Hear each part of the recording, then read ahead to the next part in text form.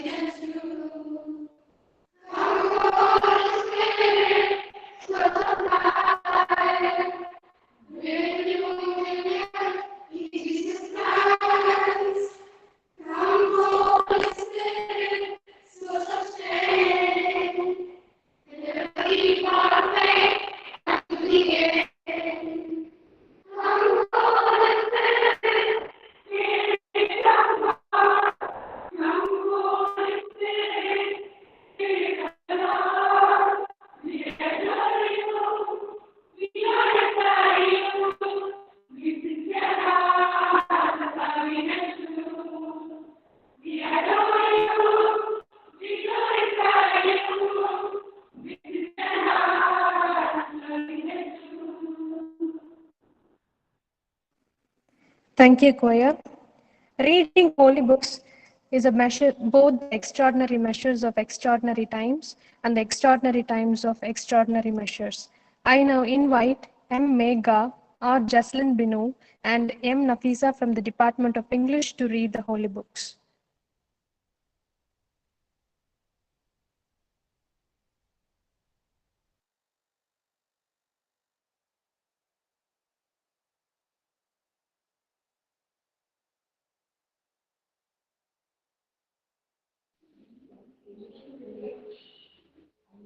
A reading from the book of Psalms, chapter 2, verses from 1 to 2.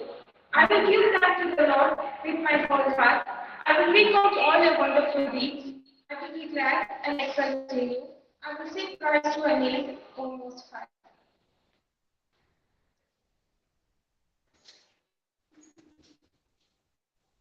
A reading from chapter 9.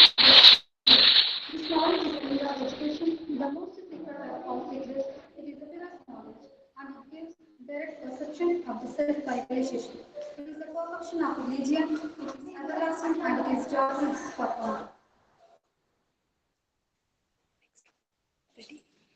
أعوذ بالله من الشيطان الرجيم بسم الله الرحمن الرحيم اللهم أعني على ذكرك وشكرك وحسن عبادتك. Oh Allah, help me to remember you, expressing gratitude towards you, and to worship you in the best manner. These are the words of God. Thanks be to God. Thank you, girls. Each day holds a surprise, but only if we expect it can we see, have, or feel it when it comes to us. Let's not be afraid to receive each day's surprise. It will open a new place where we can welcome new friends and celebrate. I now invite Reverend Sister A. Ann Christella Priyadarshini, FSAG, Head Department of English, to deliver the welcome address.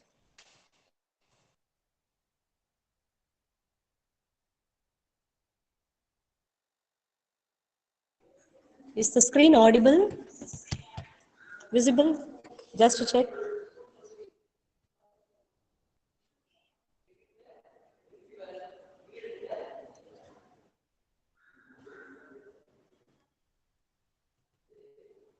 Sister Sister, you're audible, sister. Screen, is it visible? No, sister, no, sister.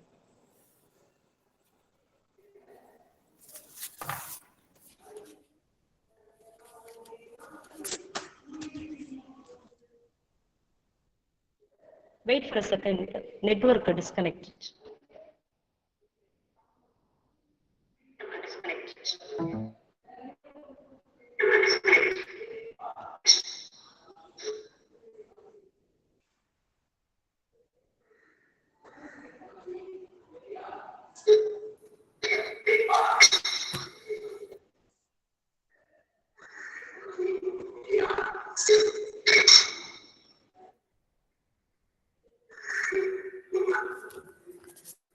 Until that, you can proceed with the introduction, ma'am. Bharati ma'am's introduction. Okay, sister. Words may inspire, but action celebrates change. I now invite Ms. Bharti, Assistant Professor of the Department of English, to introduce the resource person. A pleasant morning to all. I'd like to quote Robert Frost. Poetry is when an emotion has found its thought, and the thought has found words.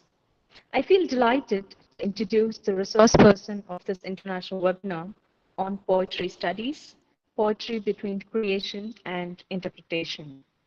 Dr. Nagakala Gopalakrishna, Assistant Professor of English, an academician, and freelancer trainer in English, working at Imam Abdul Rahman bin Faisal University, Kingdom of Saudi Arabia.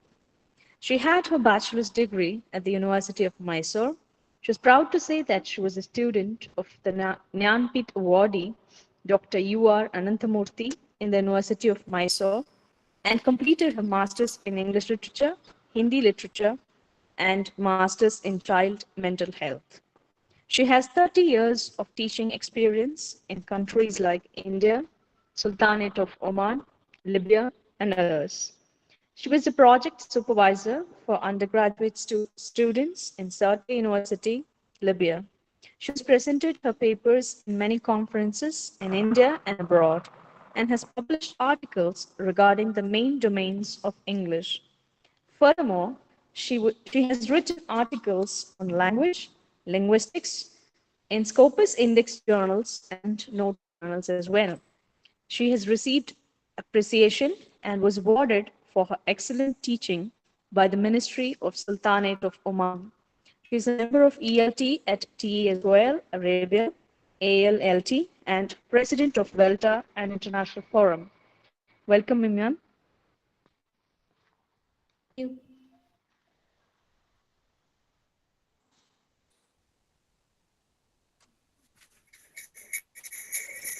Good morning, all. Poetry is an ordinary language raised to an outstanding power. It is born with ideas. Sister, we can't get you properly, sister. Sister, The participants can kindly mute your mic.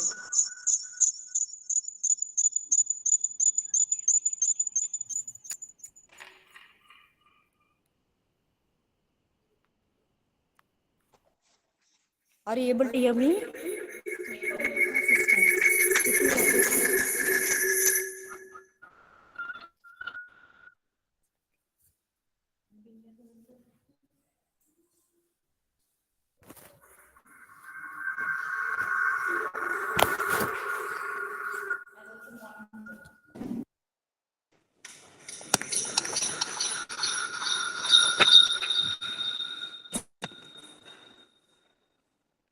Good morning, all. Poetry is an ordinary language raised to an outstanding power. It is born with ideas, nerved and blooded with emotions, all held together by the delicate, tough skin of words. Paul Engel, Honorable Resource Person, Respected Secretary, Principal, Vice Principal, colleagues, scholars, my dear students. cheerful and pleasant morning to you all. It gives me immense pleasure to welcome everyone to this virtual platform. It is an inexplicably great morning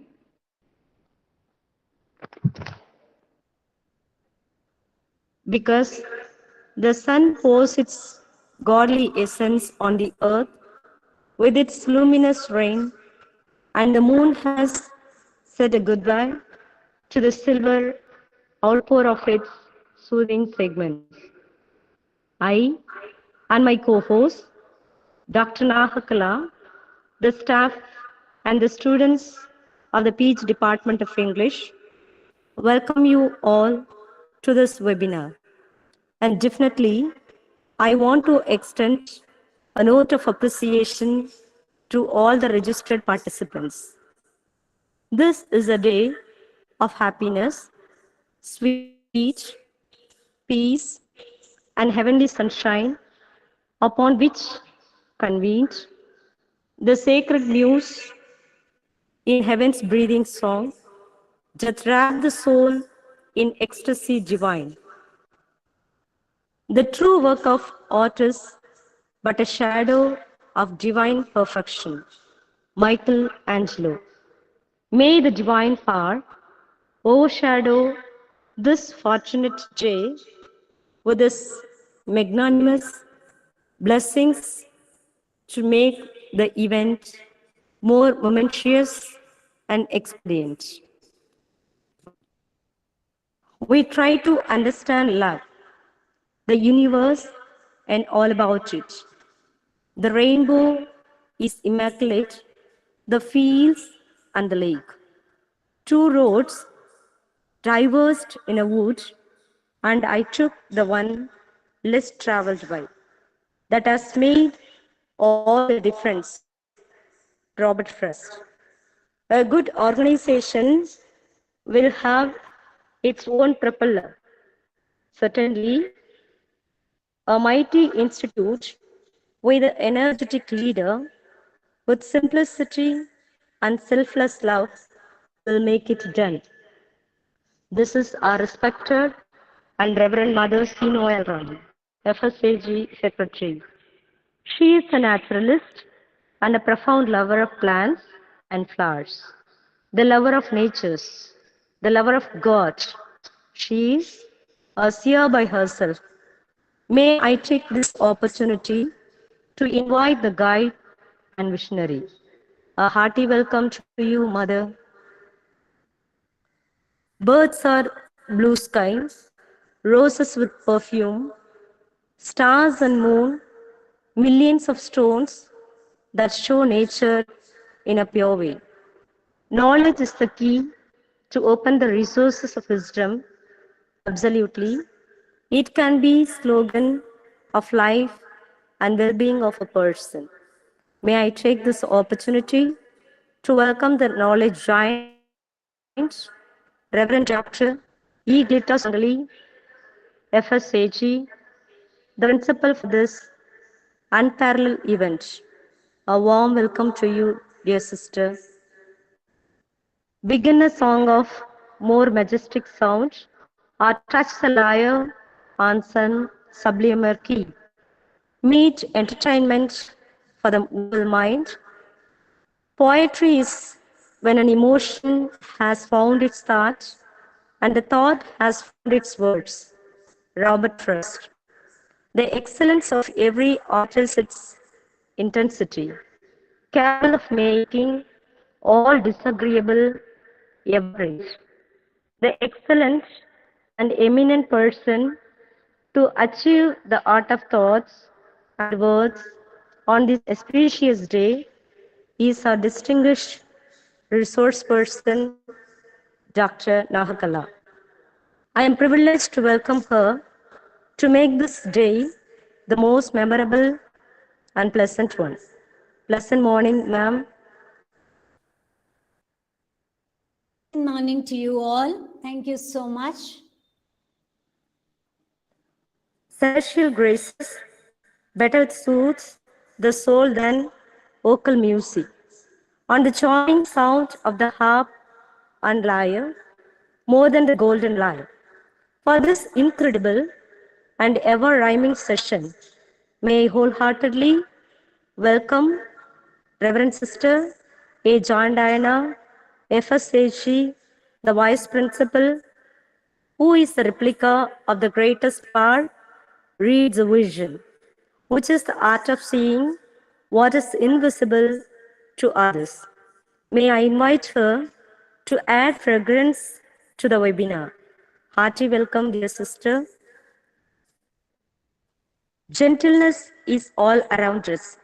If we stop and look for a while, a gentle walk, a gentle word, a gentle squeeze, a smile. Perhaps the value of a life is nothing but we already know. How gently we live and how gently we let go. I take this beautiful opportunity to invite the staff, scholars, and participants of our department and from various reputed institutions. I can't change direction of the wind, but I can adjust my sails to always reach my destination, Jimmy Dean. So, we the participants of the event may sail the wind to the destination with a thought-provoking and mind-blowing session. Poetry is the spontaneous overflow of powerful feelings.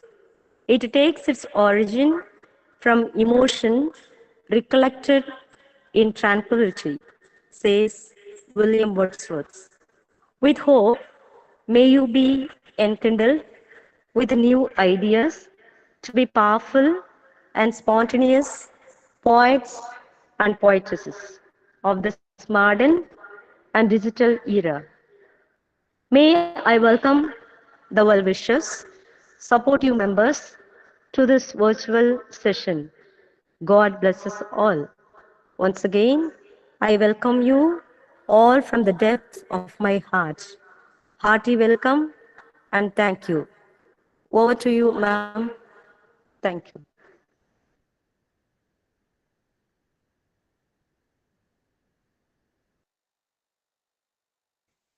Shall I start?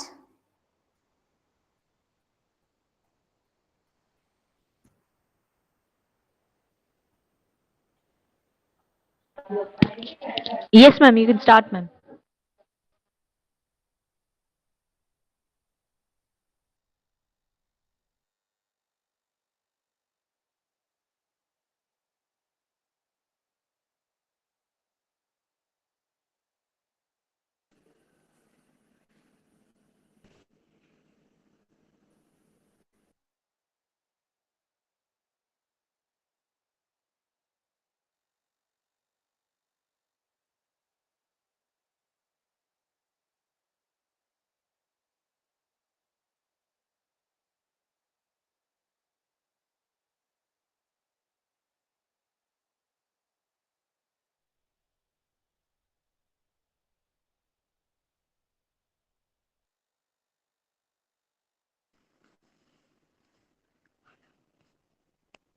Ma'am, you can start now.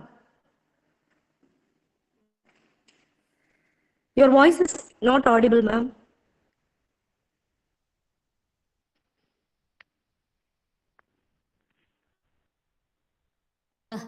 1 minute. I'm just connecting Now PPT. we're able to hear. Now we're able to Yeah, hear. You can proceed yeah. now. I'm just Thank you. connecting PPT. Just give me a minute. Oh, okay, okay, ma'am.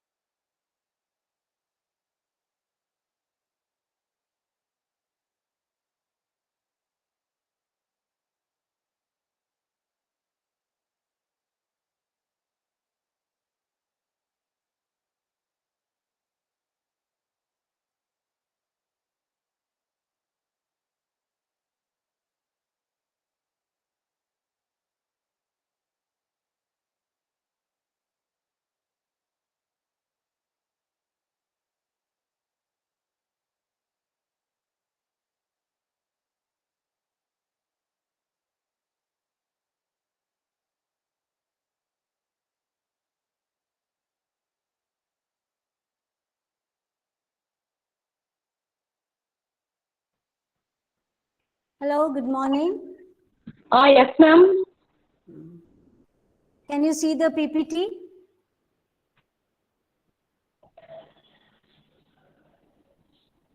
Screen. Can you see the screen? Yes, ma'am. Able to see others? It is. No, sister, it's not visible, sister. Yeah, we are able. Yes, ma'am. Shows like it's presenting, but the screen is dark. Okay, Present the screen, ma'am. okay, okay. 1 second, 1 second. Now? Now too, we are unable to see, ma'am. All right. Let me just do it again.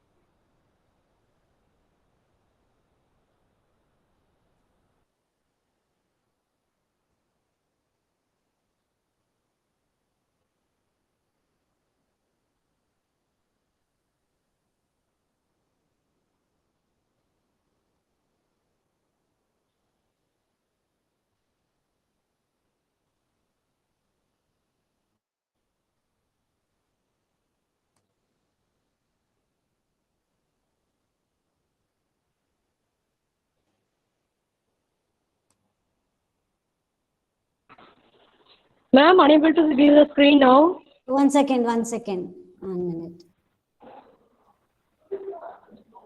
Yeah.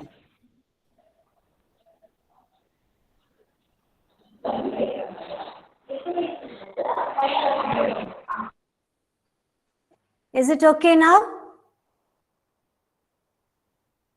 Yes, ma'am. Okay. Good morning to one and all who is present here. A warm welcome from my side. You can present it from slideshow from the beginning so that we can view the slide in a Zoom.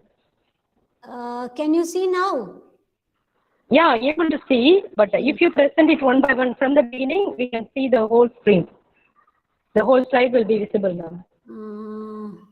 There is something. Yeah, from the beginning. Slideshow from the beginning. Slideshow from the beginning. On top toolbar you can see, ma'am. Right. A slideshow from the beginning. See the corner. Okay. Right. Yeah. Is it okay?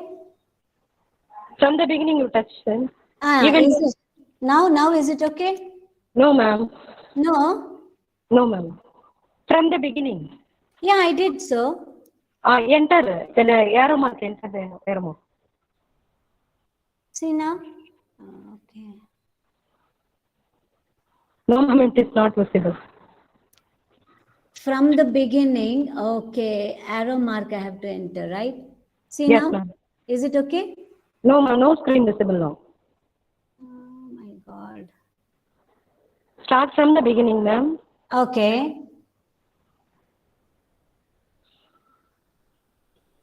Screen share. Yeah, screen share. Slideshow. Window. Wait. Window. Yeah, touch that window.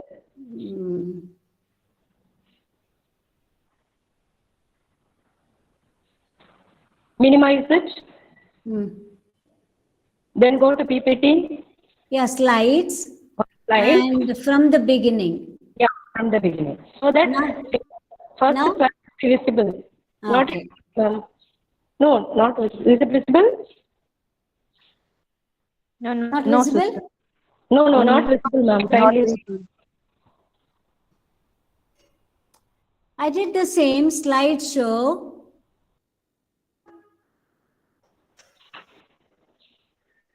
Slideshow. Then screen sharing. Screen sharing. Where is screen sharing? Already you are there in screen sharing, no, ma'am? Yeah. Then the desktop will be there inside, right? Then you have to minimize everything. Then we have to start PowerPoint presentation, ma'am. Yeah, that's how I did, right? As But it I is know. not, Okay. What you did already is correct. You can continue, ma'am. Okay, Good. fine. Okay. What is the share an application window? Oh, yeah, we have to touch it, ma'am. Share an application window. But it is not coming. I should cancel it, I think. Is it so? If you send the PPT, we can present, ma'am. Possible? No, I will be convenient if I have this. Yeah, yeah. So is it now, is it okay or what happened? No, ma'am, it is not visible, ma'am. Okay, is it set up a slideshow? Oh, what is this? I couldn't get. Present online? Is it present online? No. No, ma'am. First, how she presented? Ma'am, the way you presented before, continue again, ma'am. Stop sharing, then you start sharing, ma'am. Okay, okay. Okay. You exit from it, then again you start sharing the screen. However way you presented before, you can start now, once again. Okay, okay.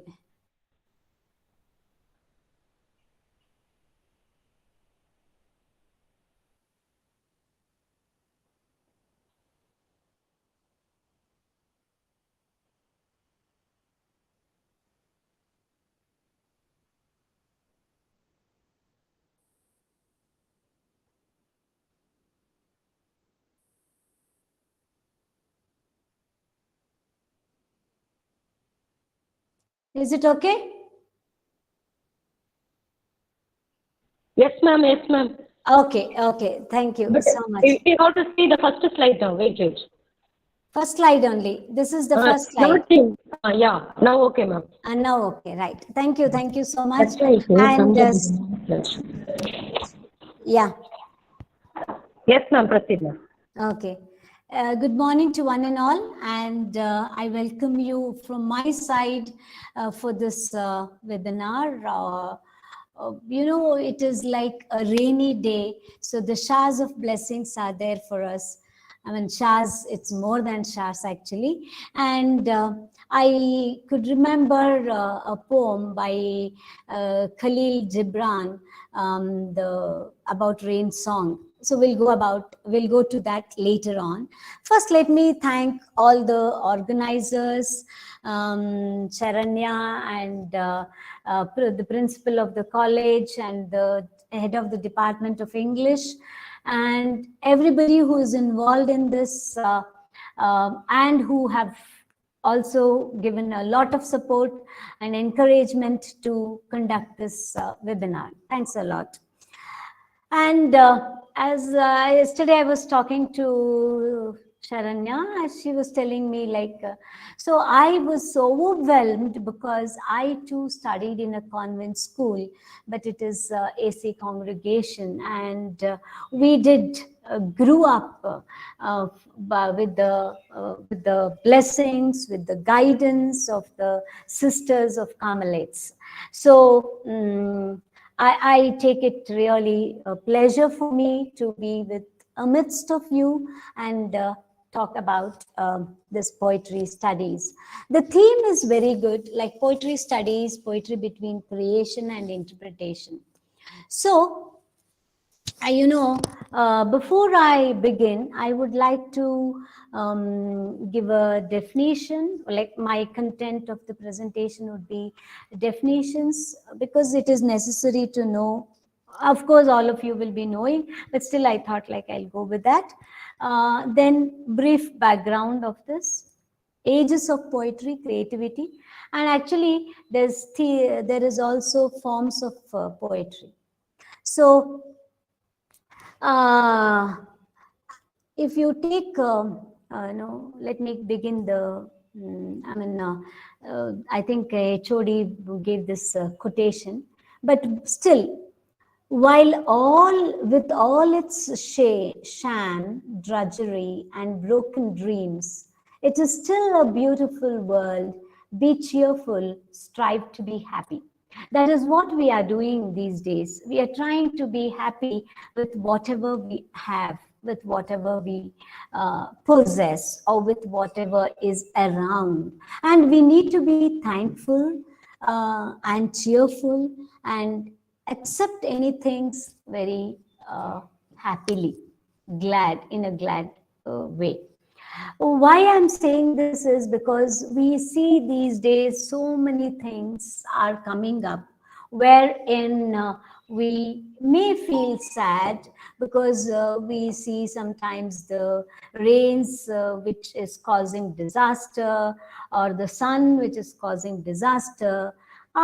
We shouldn't blame the nature for this. We should see what we are doing for the nature and why nature is reacting in a different way. What are we? What should we do? So, I mean, all these things are there. So, let me first give two, three definitions of poetry. When we say what is poetry, it is simple but apparently impossible question to answer. What is poetry? What is a poem? If anybody asks, like, poetry, it's a genre. It's one of the part of the literature. It's a you may give me such answers. So this is the first question which arises in our mind. And does something happen in a poem that does not happen in a novel, an essay, or a play? Or if so, what is that? So the next question comes again, like how it goes, the development, like, what have poets used this music for? Why do they want this kind of things? So what have they to say, for all these things? So before we go to that answers, let me just give you a definition. Actually, they say poetry is to hear and poetry is to the ears, to hear means ears, and prose is to eyes. You can see the letters, the words, how it is being given. How when you listen, when you read a poetry, it is not reading a poetry. It is not reading a poem. You see that you can remember Wordsworth's melancholy. Look at the words, what it. Girl who is reaping, and how she is like. You feel like, it is like singing, and it is pleasing for your ears as you hear. So that is what poetry is. And Robert Frost, as ma'am mentioned this quotation, poetry as when an emotion has found its thoughts, and the thoughts has found the words. See, such a beautiful one. That is why Wordsworth also said, it is a spontaneous overflow of powerful feelings. It takes its origin from emotion, recollected in tranquility. So look at the words, even when you are looking at the definition itself, you feel that you can create a poem. You can look at yourself and look at the nature, or look at anything. Whatever the emotions are, whether it is sad, anger, happiness, glad, overjoy, whatever, it's not an exaggeration. All those powerful feelings is there, and it is all recollected, and that comes out like a poem. And calls his own poems in the book of experimental. You can take Wordsworth's Lucy poems or whatever. Even Shakespeare's sonnets, 149 sonnets he has written, 49 or 39. So 37 plays, and even in the plays he has added to couplets or quadrants and such things, like so those, like even we can recollect Indian poets, lots, like everybody in the whole world can become a poet if you have the creativity, and if you have that emotions, the powerful feelings in your heart. You can really give to yourself. First, generally they say, whoever is writing a poet, we can see the the feelings of the person who the poet, who is a poet if we say, who is a bard if we say. He is pouring out his feelings, his powerful feelings, and he's trying to give us the best of his or hers. So when we talk about these definitions, we go to these questions and like, what is a poetry? So we know now poetry is, let me come back to the answer for this.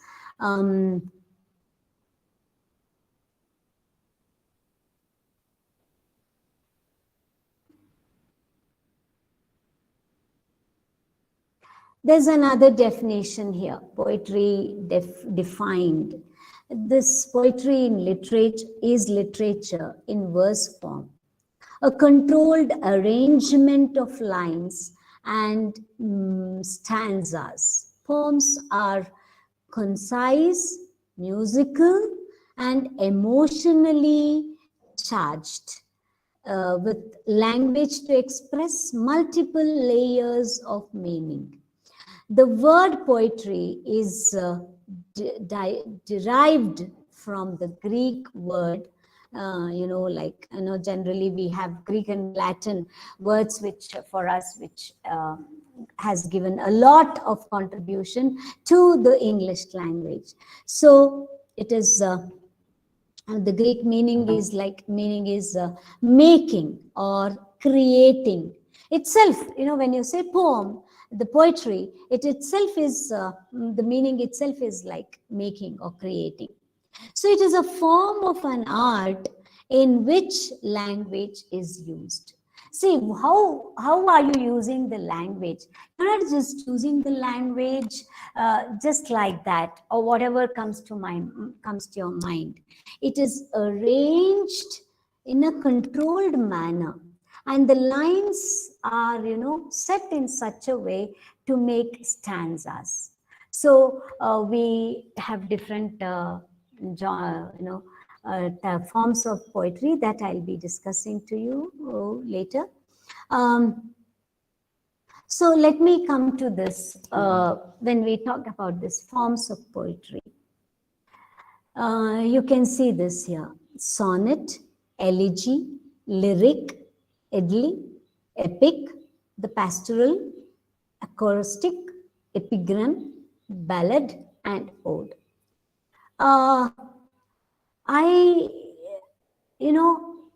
Most of you would be knowing what is lyric, right? So let me just give you a simple,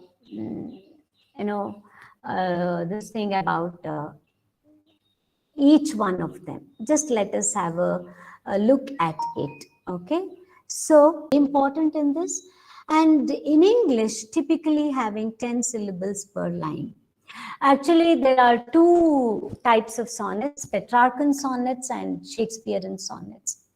So the difference of Shakespearean sonnets and Petrarchan sonnets is like, how it goes about lines. First, like four lines, and then 2 lines, and then like that it goes. So you would be knowing about it, you would be studying about it, and the second form of poetry is elegy. What is an elegy? An elegy is a form of poetry that typically recollects on death or loss, actually. We have elegy in a churchyard, okay? That is one of the examples. And traditionally, an elegiacal poem addresses, they have particular themes like mourning, sorrow, lamentation. That's what I said. It is death or loss of anybody. So when, during the independence, many, let us talk about Indian independence time, how long, how long the struggle went on, since when they started, and how we remember very eminent people, very prominent people like Mahatma Gandhi ji, Jawaharlal Nehru, and Godse. So many people we remember. Godse we remember because he was a negative character. And but there are many, many more, because we are celebrating 75th. We celebrated, in fact, we celebrated 75th Indian Independence Day. So we tried to remember many of the freedom fighters. Why I'm telling this is in an elegy, there are, you can write, they could have written in, there are many examples in Kannada, in other Hindi, Marathi, and all the languages, because in whole of the country, we had many, many people who maybe who did their work or who did their job, who did really fight for the freedom struggle, but their names are not known. So that is how in that kind of themes are introduced in this elegies. And the next one is lyric. What is lyric? A lyric is a poem which is short, highly musical verse that conveys powerful feelings. So the poet actually, he or she may use the rhyme, meter, or other literary devices to create a song-like quality. If you take our Indian cinemas, we have a lot of lyrics in that. We have a lot of songs which has these rhyme schemes and the musical, the way that rhythm, the meter that goes like.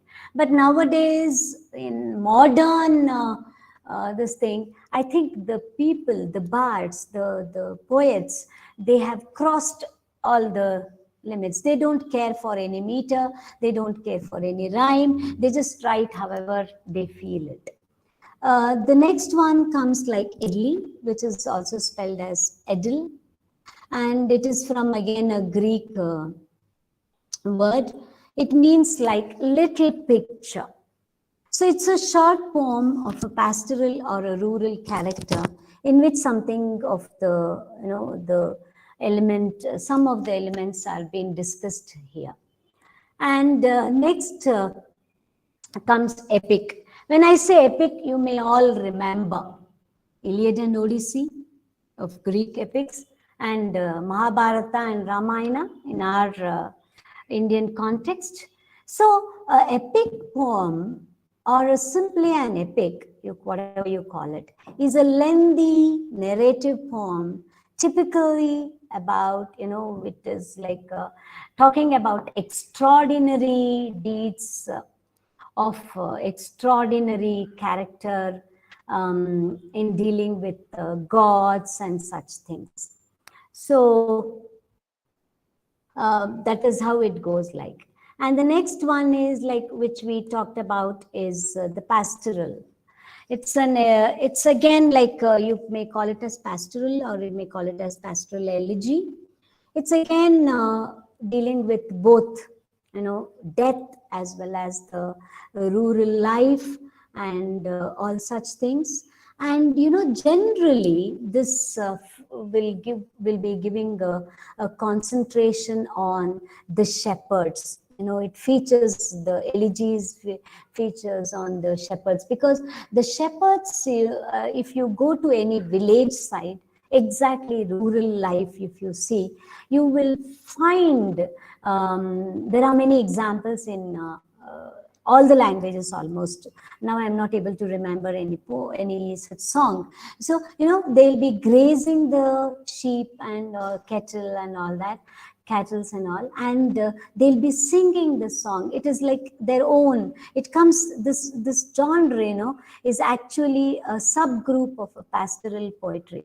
So they just, those people will be just singing on their own, and they don't write it before in a paper or something, and this thing.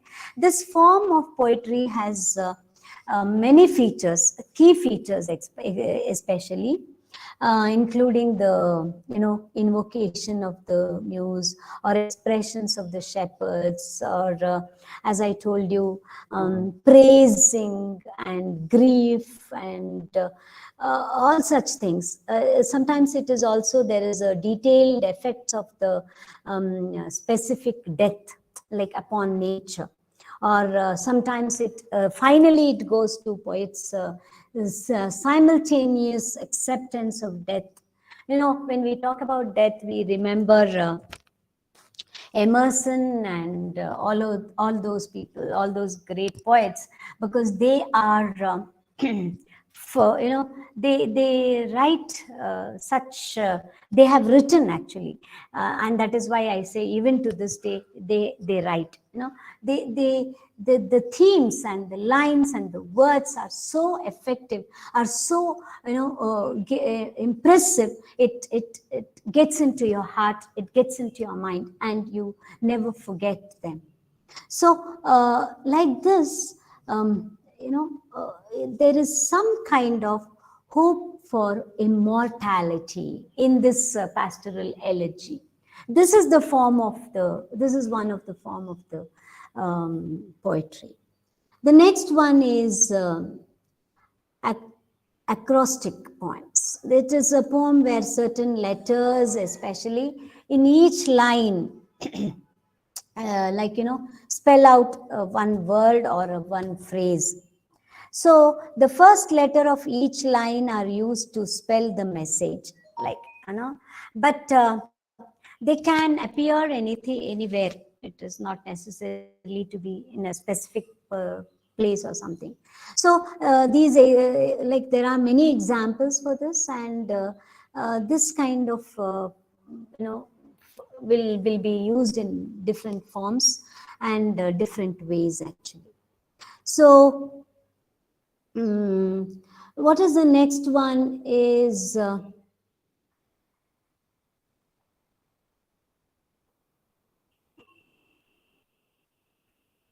ballad. A ballad poem is a verse form consisting of 3 main stanzas and 1 concluding stanza. So when you talk about that, ballads, that will be also be like, it is called as envoy, each of which culminates in a repeated last line. So it goes on. First line, the first 3 stanzas are 8-line stanzas, which while the envoy will be 4 lines. Like this is a ballad. Okay, ballads are like long ballads and all, and we have many examples of that. Let me come to that when I talk about the ages of poetry. And all of us know about ode. Ode is it's called as a ceremonious poem because it is presented on an occasion of public or private dignity, where personal emotions and and as well as the general things are united. So the word again, ode, comes from the Greek, which has been accepted in most modern European languages, which means like a song, which is like a chorus, choric song. Usually it accompanies by a dance. That is why they say ballad, ballet, like that. So these are the these are the forms of the poem, which I think epigram I forgot. Epigram is also a short poem where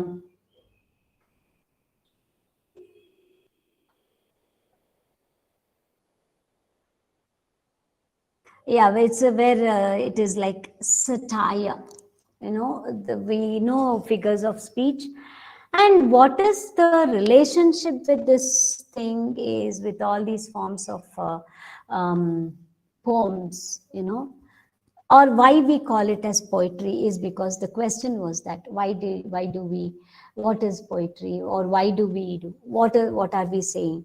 There is a language is used, of course, but there is a relationship with the language used in such a musical, such a poetical we say, in the sense like which has all the rhythms, rhymes, meter, and all those things.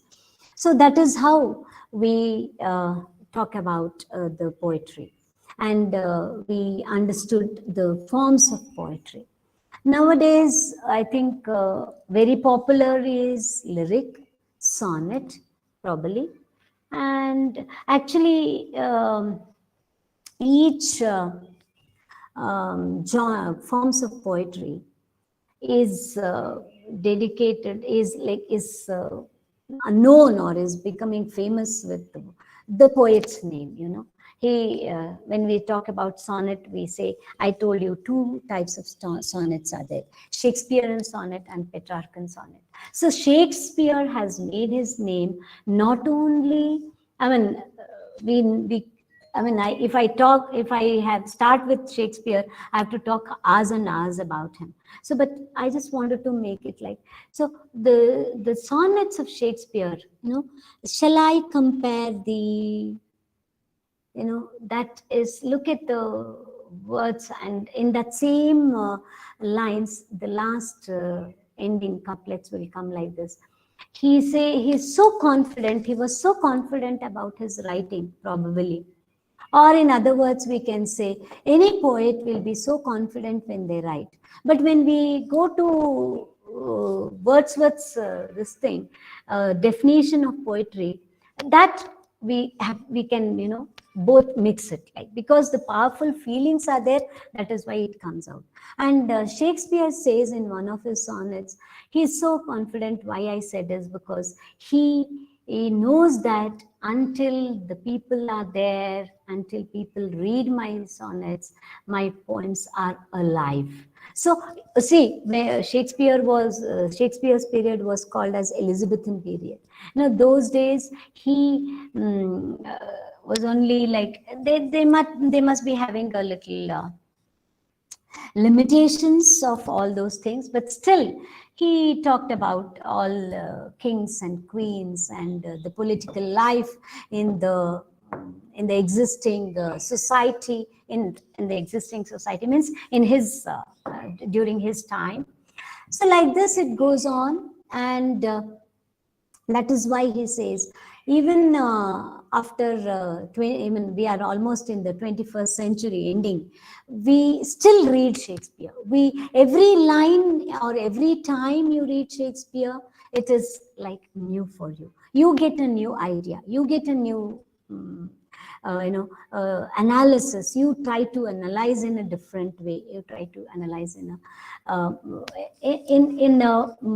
comparing or making a comparative study with a modern also. Even to this day, all the Shakespearean characters are existing. It is not an exaggeration, it is true. If you go on searching everywhere in the society today, you can find one Macbeth, you can find one Hamlet, you can find, all these people you can find. Lady characters, whoever it is, so like this, why I'm talking about this poetry is such a, poetry itself is a creativity. Itself is a creativity. So now you take any kind of poem and you can interpret in your own way. You go for, nowadays Google is a blessing for us, isn't it? Because whatever you ask, you will get either the summary or the analysis or this thing. But you read yourself and you try to look at the words, look at between the words, look between the lines. Then you will find the new meaning, probably, the new ways of interpreting it. So we are talking about this, about all these different forms of poetry. And by the way, I would like to also talk about the ages of poetry. You know, how these ages of poetry have how this ages of poetry has like how have we characterized categorized it, so, I'm sorry, how we have categorized it, like from actually old English. When we talk about old English, Chaucer's, you know, Chaucer's period, before that we were like, it was like it was like a foundation, you know, like it was that 11th from 11th century it was Beowulf, like, you know, and 14th century Geoffrey Chaucer came. Chaucer's introduction to you know, this one is very, very famous, but his old English is so different. I could have shown you some lines. I'm sorry, I didn't pick up some lines here. It would, you know, without a dictionary, it was difficult for anybody to understand. And what was the theme that he spoke about, or what was he writing about, or how did he put it in, is all about the church and the characters in the church and how each character was there when they were traveling, you know, when they are going for a pilgrimage. So that is the explanation. Then like all that, though during 14th, 15th centuries, we have John Skelton, Sir Thomas Skilway, Sir Thomas White, and all these, Henry Howard, Earl of Survey, he was like, there are so many of those 14, 15 poets who is belonging to the Old English. Then comes the 16th century, that is the Elizabethan achievement, where we have Sir Walt and Edmund Spenser, George Chapman, Richard, Samuel Dane, and we have the greatest William Shakespeare. If you go to the, if you want to have more, and even Christopher Marlowe, you know, these are the famous poets, and their style of writing poems or poetry, their contribution to the poetry genre is different, is really, you know, remarkable. But now, are we studying, you know, probably the modern, the young or the youth of present day, they, I don't know how would they react to if they read Edmund Spenser or Richard, you know, why do we need this? Do they respond like that, or do they, you know, appreciate it? Can they appreciate it? Can they read it again and again? That doubt comes for us, like, you know. So that it is in our hands now, the faculty members and the people who are designing the curriculum.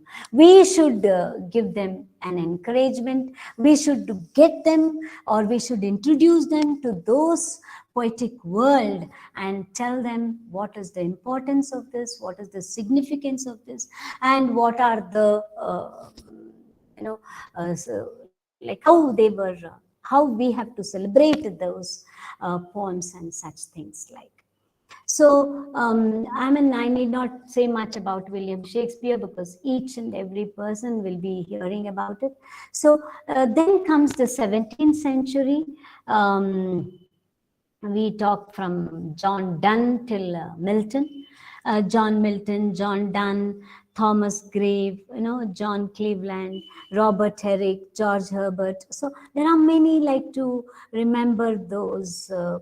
Again, the themes of this 17th century was a little different from the previous centuries or previous eras of previous ages of poetry. So the 18th century comes from Dryden to Blake, Samuel Butler, John Wiltman, and John Dryden. So we have many, Alexander Pope, Edward Young, Thomas Percy, Samuel Johnson. So all these are from the 18th century. And we even famous in this, the most, celebrated poet in this century is William Blake because of his contribution to this. Then comes the romantic poets, that is the next century, like in the sense, the second half of that century. All are William Wordsworth and Samuel Taylor Coleridge, Lord Byron, P.B. Shelley, John Keats. John Keats, P.B. Shelley, and all of them are so, fond of writing, but they just moved from one theme to another. They were the ones, like, they were famous for writing odes. Especially John Keats' Ode to Grecian Urn is a very, it is like, you, as you read, you can get the imagination. You can get like pictures moving in front of your eyes. And like P.B. Shelley's also, and P.B. Shelley's wife also was a poetess. So actually we had poetess, but now it has become like, we call either a female or a male, we call poet. That's it. So then we come to the Victorian era. Actually, when I said romantic poets, romantic doesn't mean that something like romance. It's not like that. It is celebrating the world's nature, the love, the beauty everywhere. They would see only the beauty, the nature, and the love in a celestial manner, and all those things like. So, and the next comes the Victorian era. Victorian era, we have Alfred Tennyson, Robert Browning, Elizabeth Barrett, Matthew Arnold. Matthew Arnold is also famous for his critical views, his criticisms, and his prosaic writings. And we have Thomas Hardy, novelist, and everybody comes here, Oscar Wilde and all those. And here we have to also give a place for the American poets, like, after that, Ralph Waldo Emerson, Edgar Allan Poe, Walt Whitman, Emily Dickinson.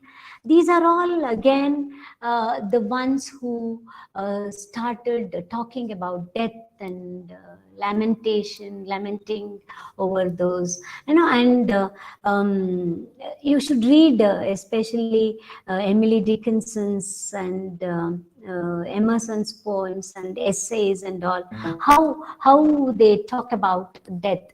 Some people have a fear of death, even to this day. But how did they write? What did they include in their this thing? So then comes this modern era or modernism. We have Yeats, W.B. Yeats, that is William Butler Yeats. William Butler Yeats and T.S. Eliot, all these people, they have a close connection with the Vedas and with the scriptures, all these things of Indian, this thing. So they try to, they change their themes, and they try to read again and again the Indian old books like Ramayanas and epics and the scriptures and all those things, and their writings were different. Especially T.S. Eliot's Wasteland is more popular about this among all these things. So like this, we talk about Robert, all those people, like, you know. So when we talk about all these things, when we talk about poetry and all, one of the creative arts is poetry. It has often addressed the topic of creativity. That is why I told you what is poetry means. It is nothing but it is creativity. So there are 10 best poems about creativity, creation of various kinds, not just artistic or poetic creativity, but also other forms of making. So we can discuss about all those things. And excuse me, can I continue, please? Yes, ma'am. Proceed, ma'am. Okay. Okay, so let me come to the, yeah. So when I talk about creativity here, sorry. There are, as I told you, there are 10 poets who are with this creativity. And let me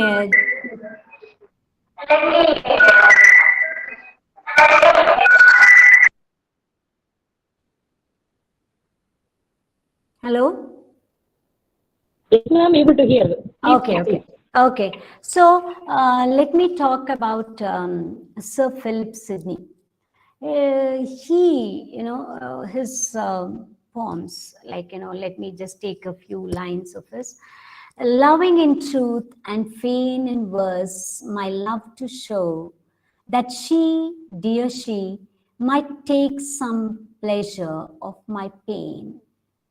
Pleasure might cause her read, reading might make her know, knowledge might pity win, and pity grace obtain. I sought fit words to paint the blackest face of woe. Look at this, there is this, we can pick the creativity points like this with the trio of sonnets, like, the Renaissance and those people who were in Elizabethan period, and all of them. So we talk about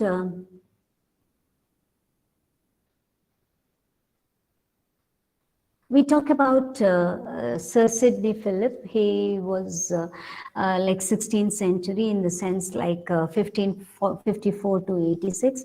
He wrote one of his great sonnets in sequence, in English. This opening poem from the sequence, he sees him, he's like, generally they have a habit of biting the pen. So like that, biting a pen and trying to create a poem. What was this poem? What is this about? He's honoring his beloved, the woman, that is Stella. So like this, sorry.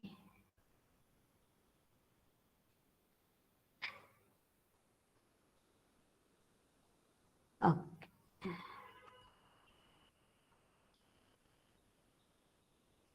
Okay, so they are trying to, that was the theme, honoring his beloved, and that was the first great sonnet sequence which came in English. Before that, it was in other languages like Italian and all that. So the second comes Edmund Spenser. Edmund Spenser, he writes like this, his famous one, a few lines, let me read it for you. One day I wrote her name upon the strand, but came the waves and washed it away. Again I wrote it with a second hand, but came the tide and made my pains his prey. Look at this. Yeah, I think even to this day, if we go near the seashore, we love to write something, isn't it? Probably, I don't know if there's a lover, he would write his or her, whoever it is, like male or female, or we will write something like. So, like this also has a great, look at the words. It looks so simple and it is so enjoyable.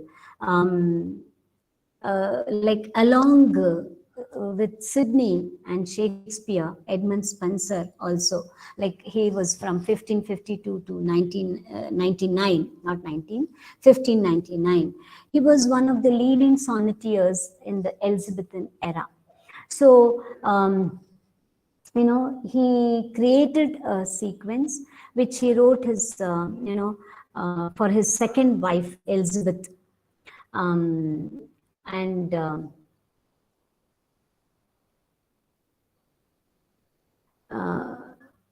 I think she is Elizabeth. She's Elizabeth Boyle. Like he tells us how he writes her name on the beach and how the waves comes and takes it out. So the waves have this kind of interpretation, like the waves come and washed away. Maybe when you read these lines, how do you interpret these days? Do you think, like some may think, like the waves have grudge on him, so it is washing away, or something like that. Like it is how you take your how you read the lines, how you understand how you comprehend the lines between all that. So as if it is deliberately targeting the poet's effort.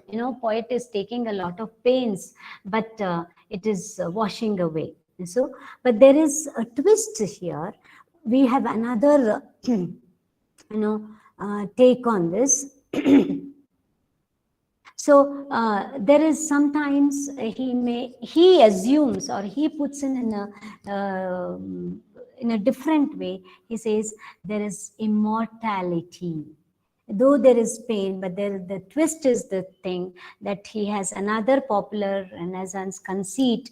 Conceit means during those days, during the Renaissance period, the poet's sonnet will immortalize. That is how he says, like. And that is why we read all of them. So let me take another third example, William Shakespeare. His sonnet 83, number 83, a few 4 lines, a quartet like this here. I never saw that you did painting need, and therefore to your fair no painting set. I found, or thought I found, you did exceed that barren tender of a poet's debt.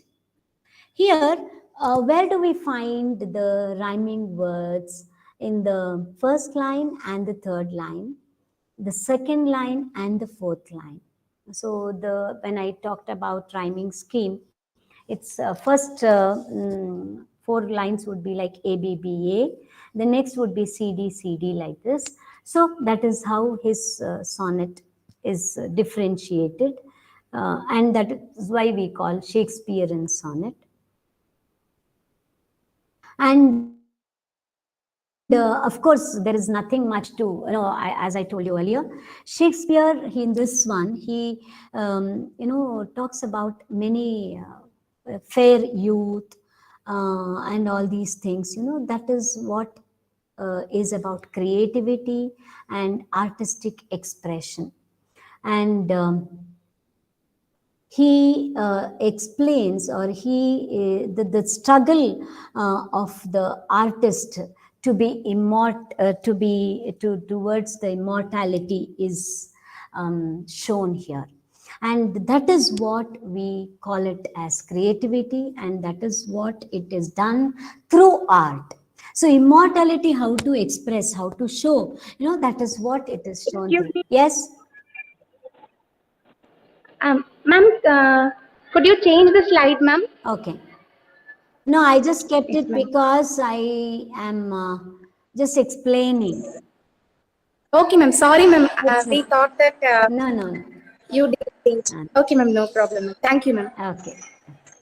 So, so Shakespeare uses the word painting here in a different sense, like in an, he's implying that he believed the youth to be beautiful, with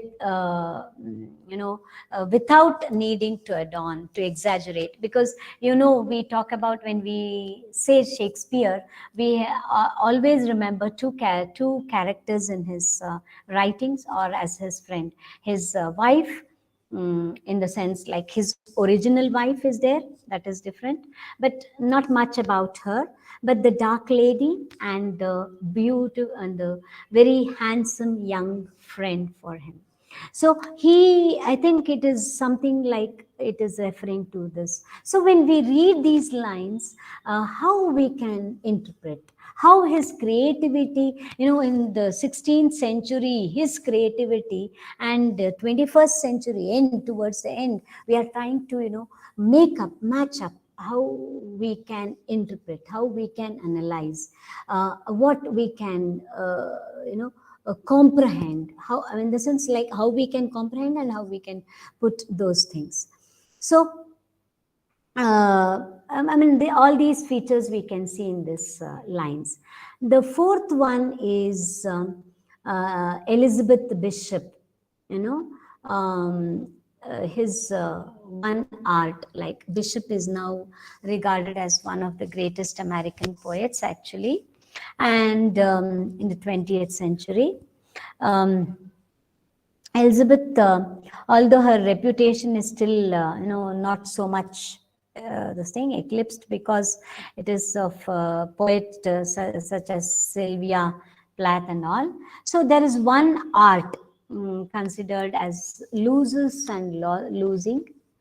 So this is also one of the way we talked about the creativity, and in that like, what is the celebrating part here as an art is nothing, no matter how terrible it is, but it is heartbreaking, and one can feel an artistic creativity, the artifice of all these things are shown here.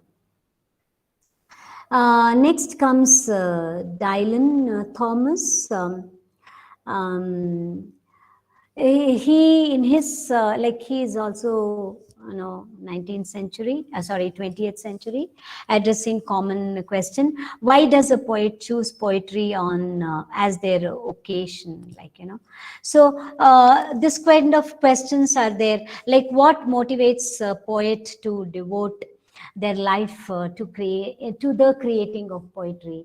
Means why those days, you can see if a person is generally men, wearing a kind of old or sometimes good clothes only, with a long bag and with kind of beard and all, like, he is a writer.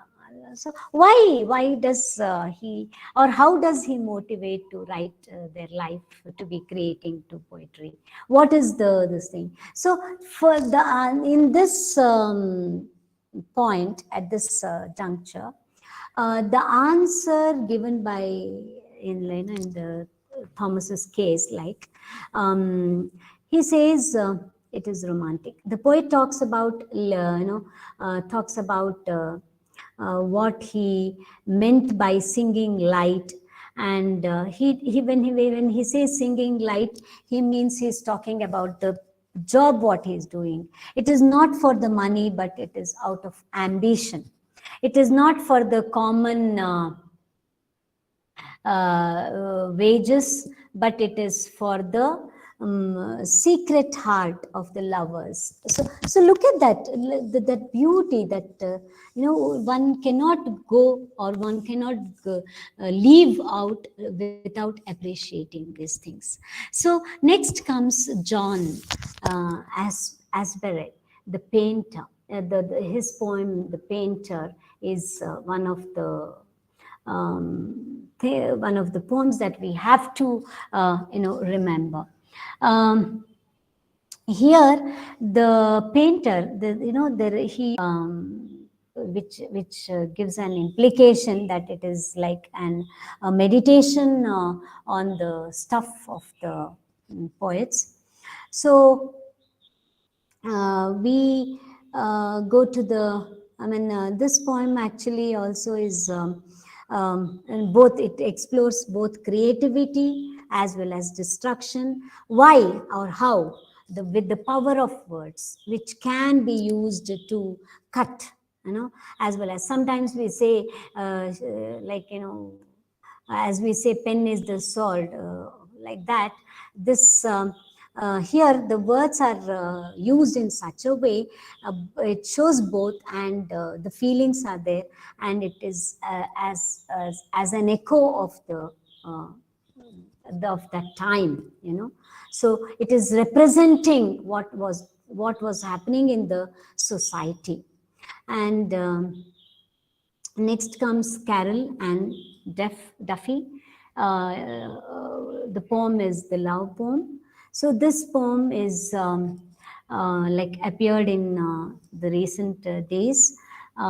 So it is again, Duffy, he explores this difficulty because there is a notion that everybody has already been said. There is one, even for us today also, we may say, oh, everybody has said this. What is remaining for me? This is a doubt for the most of the research scholars or the students or whoever it is, they say,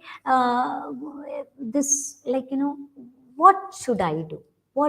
Because when there is a lack in a creativity, this doubt comes to the people, to the writers, to the because they think everything is finished, everything is done. So what should I do now? I think from some Tamil Nadu, some college, the girl, she got the first prize and all. So I wanted to present those lines of hers, but I couldn't get it. Anytime I will. Yes, it is clearly understood. The students of you will get first prize always because of whom. Thank you. Thank you so much. Great, thank you. Thank you very much. Thank you. Your sister, thank you, Christy Priya. Yes, ma'am. Thank you. You're the head of the department, right? Yeah, ma'am. Thanks a lot. Thanks a lot. Thank you very much, ma'am. Over to Miss Bindi or Miss Karanadipika. Thank you, ma'am, and thank you, sister. I now invite Ms. Saranya Deepika, Assistant Professor of the Department of English, to take over the interactive session. Yes, thank you, Bindya. Dear participants, if you have any questions, you can ask it, ma'am.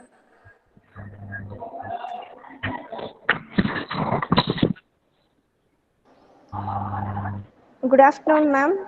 Good afternoon. Ma'am, I am Amrita from 3rd BA English, ma'am. Okay. Ma'am, there are different elements includes when interpreting a poem or not, ma'am? Yes, there are. Yes, ma'am. Okay, ma'am.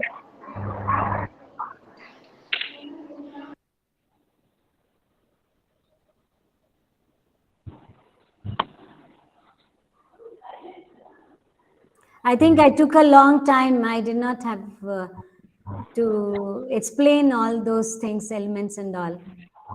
Hope anytime if I get a time, I will do that. Yes, ma'am.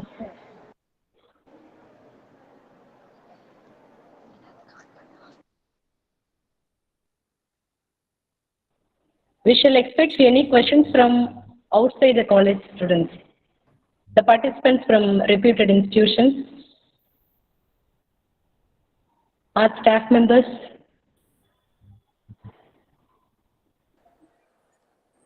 Ma'am? Yeah. Yes, ma'am. Whether the structure of the poem affect its meaning, ma'am?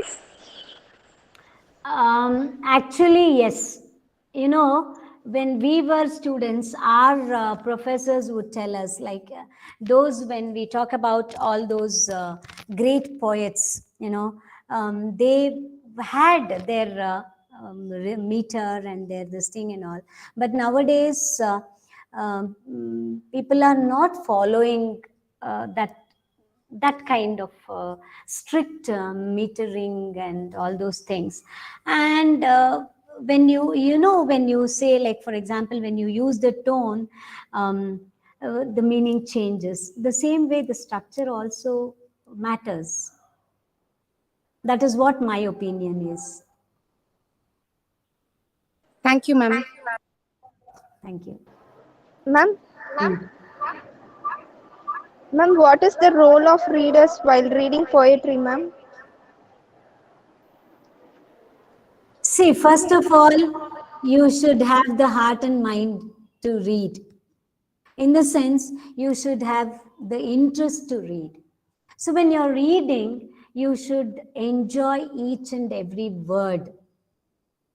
And that, you should comprehend, or you should try to analyze how the poet have, or how the poet has used or have used, poet or poets, whoever it is. Look how they have, what is their background, or what was their situation when they wrote that poem. So all these things matters, the situation and all, because we have different poems, like war poems, love poems, melancholic poems, like this. So what is the situation? For example, if you take Wordsworth's, the girl reaping and singing in the field, or daffodils, like this, if you see, oh, you can imagine, right? So well, you're not reading, actually you have to recite a poem. You have to enjoy the music. Then you will naturally, the comprehension, you will be a Thank you, ma'am. Good afternoon, ma'am. Good afternoon. I'm Annie from 2nd B English. Okay. Is still the passion for poetry the same as this?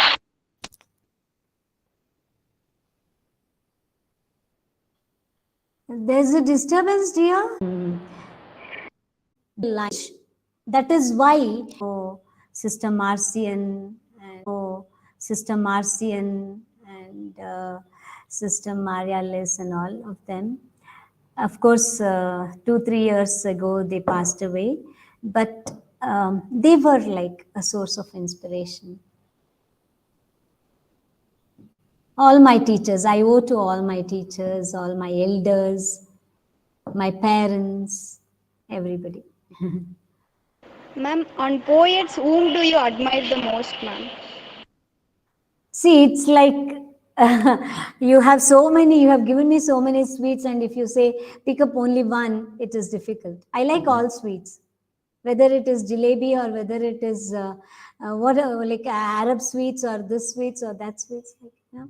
So everybody, everyone, every person, every poet has his or her own ways of interpretation.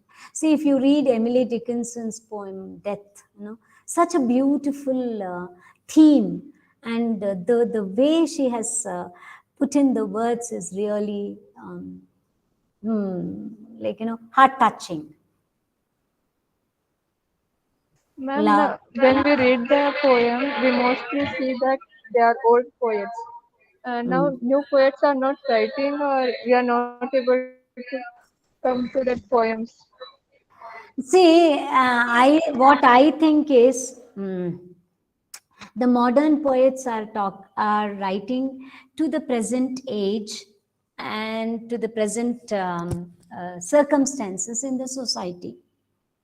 Probably, I don't know. I'm not so much interested in the modern poems. I read, but I don't have so much passion towards. I have a very good longing to the old literature. I mean, of course, literature is literature, whether it is this thing, but it depends on how you or who you like, whose writing you like.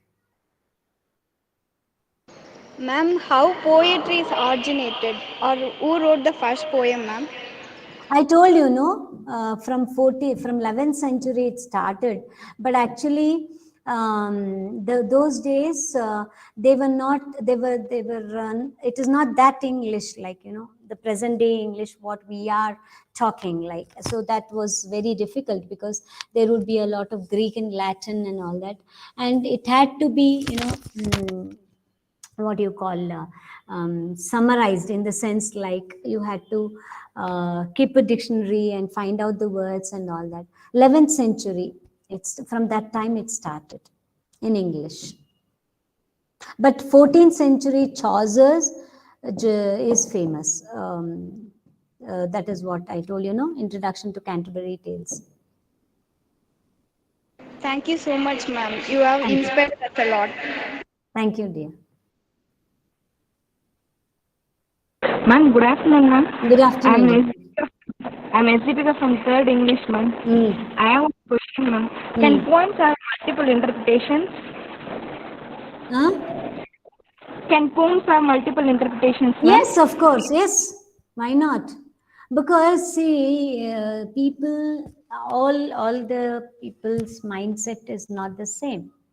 Now, for example, like we have, I have a flower here. Second. I have a flower here. I may take up one rose and and I may look at the beauty, at the color, like that. So like each one of us, there could be a poet, there could be an scientist, there could be a doctor, there could be a like everybody sees this flower, but each one will react in a different way. How? Because some have the aesthetic sense in them, some just appreciate, and some are not interested in those things, like so that is why it varies. Yes, ma'am. Thank you, ma'am. Thank you.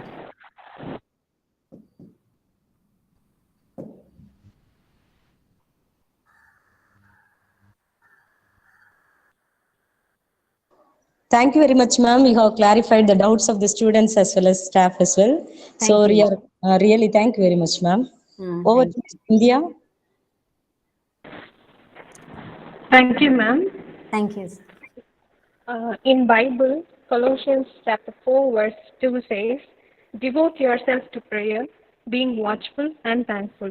I now invite Mrs. Sophia, Assistant Professor of the Department of English, to deliver the welcome vote of thanks. Good afternoon to one and all. Gratitude is a powerful catalyst for happiness. It is the spark that lights a fire of joy in your soul. Said by Amy. I deem it a great honor and privilege to propose the vote of thanks on this memorable occasion. Let me first of all start by giving glory to the Almighty God for making today's occasion a resounding success. I sincerely thank Reverend Mother C. Noel Rani, FSAG, our Secretary, Dr. A. Glita Sumangali, FSAG, our Principal, Reverend Sister A. John Diana, FSAG, Vice Principal, for gracing this conference with their presence. A teacher is not only a person who teaches academic lessons to their students, but they guide. I thank our special guest, Dr. Nagakala, who, despite her busy schedule, has found time to grace this occasion, and for her valuable guidance and encouragement. I must mention a deep